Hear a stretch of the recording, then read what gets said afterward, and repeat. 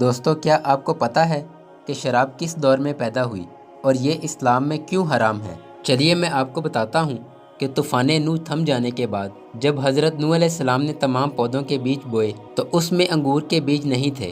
تو حضرت نوح علیہ السلام نے اللہ سے فرمایا، اے باری تعالیٰ، یہ کیا ماجرا ہے؟ وہی آئی کہ انگور کے بیج ابلیس نے چھپا لیے ہیں۔ تو حضرت نوح علیہ السلام نے ابلیس سے بیج واپس مانگے تو ابلیس نے اس شرط پر بیج واپس کیے کہ انگور کے پودے کو ایک وقت نوح علیہ السلام پانی ڈالیں گے اور 3 وقت ابلیس پانی ڈالے گا۔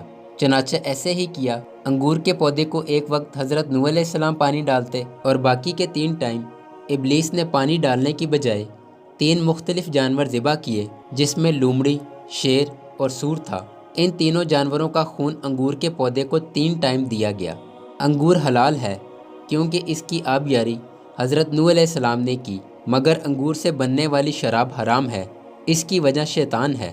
3 جانوروں کا خون انگور میں شامل کرنے کا صلہ یہ ہوا کہ کوئی بھی شخص جب شراب پیتا ہے تو اس کی ابتدائی حالت لومڑی جیسی ہوتی ہے، پھر اس کی حالت شیر جیسی ہوتی ہے، وہ لڑتا ہے، جھگڑتا ہے، دھاڑتا ہے، اور آخری حالت اس کی سور جیسی ہو جاتی ہے۔